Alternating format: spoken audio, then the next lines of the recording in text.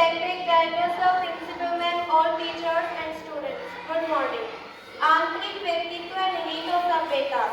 Bank का एक retired MD था और जब वह रिटायर्ड एमडी था तो जाहिर है उसके बाहरी व्यक्तित्व में कोई कमी होने का सवाल ही नहीं उठता था। उसकी इकलौती लड़की की शादी की बातचीत एक बहुत बड़े घराने में चल रही थी। आज संध्या 5 बजे उसे सब कुछ तय करने जाना था। वह घर से नियत समय पर निकल पड़ा था। निश्चित ही आज का दिन उसके जीवन का सबसे शुभ दिन साबित हो सकता था। वह बड़ा उत्साहित व प्रफुल्लित भी था। यही हाल पूरे परिवार का भी था और जिस लड़की की शादी होनी थी उसका तो पूछो ही मत। उसके तो पांव ही जमीन पर नहीं पड़ रहे थे। हालांकि इन पूरी खुशियों का दारोमदार लड़के के परिवार वालों के से आज संध्या होने वाली मीटिंग पर ही निर्भर था और चूंकि सवाल लड़की के भविष्य का था तो उसी के साथ कहीं न कहीं इस मीटिंग को लेकर कुछ चिंता का वातावरण भी बना हुआ था। स्वाभाविक तौर पर बात नहीं बनी तो खैर ऐसे ही वातावरण में वह नियत समय पर घर से मीटिंग हेतु निकल पड़ा।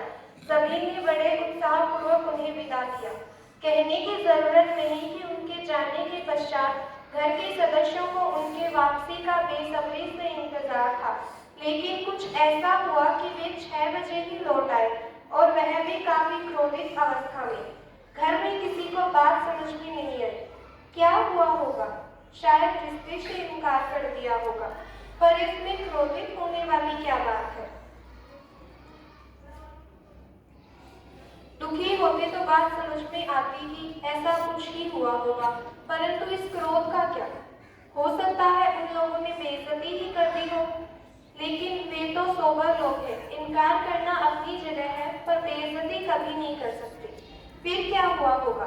सवाल एक था और हजार संभावनाओं पर सब घोड़े दौड़ाए चले जा रहे थे।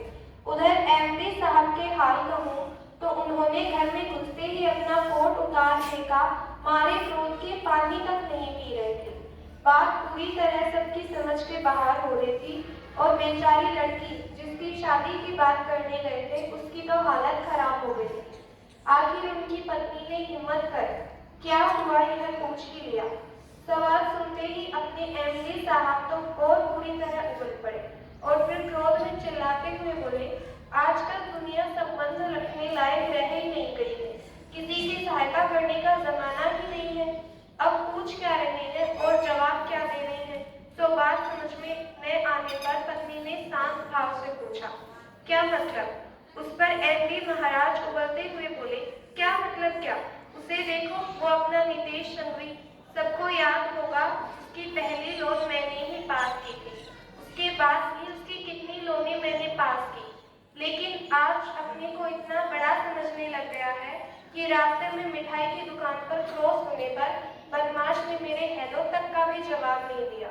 बेचैन पत्नी ने पूरी बात जानने के बाद सीधा पूछा, छोड़ो नितेश संघवी को, दुनिया ऐसी ही है, पर यह बताओ कि आप जो शादी की बात पक्की करने गए थे उसका क्या हुआ? वह बड़ा दुखी होता हुआ बोला, फिर मेरा मन ही नहीं हुआ वहां जाने का, यानी हो गया उधार। एक नितेश संघवी ने हेलो नहीं कहा और जीवन का इतना बड़ा अवसर तथा इतनी बड़ी जवाबदारी वह चूक गया।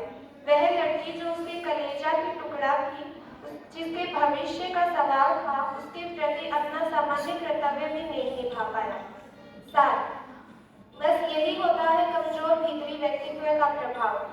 कितने ही मजबूत बाहरी व्यक्तित्व क्यों न हो, परंतु मजबूत भीतरी व्यक्तित्व के अभाव के कारण एक ही क्षण में सब शून्य हो जाता है। मनुष्य जीवन भर अपना बाह्य व्यक्तित्व तो निखारता रहता है, परंतु अपने आंतरिक व्यक्तित्व को महत्व नहीं देता। वह जीवन का यह सत्य भूल ही जाता है कि जीवन बढ़ाने हेतु आंतरिक व्यक्तित्व ज्यादा महत्वपूर्ण है।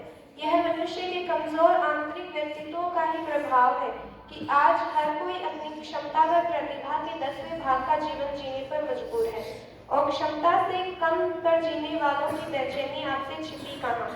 वैसे अहंकार न हो तो थोड़ा अपने भीतर झांक लीजिए। एक बार यह बात समझ में आ गई कि आंतरिक व्यक्तित्व के अभाव में आप अपनी प्रतिभा से काफी कम का जीवन स्तर जीने पर मजबूर हैं, तो निश्चित ही 10 काम छोड़कर अपना आंतरिक व्यक्तित्व निखारने में लग जाएंगे, क्योंकि एक बार वह गड़बड़ा गया तो फिर न प्रतिभा काम आती है, न अन्य कुछ।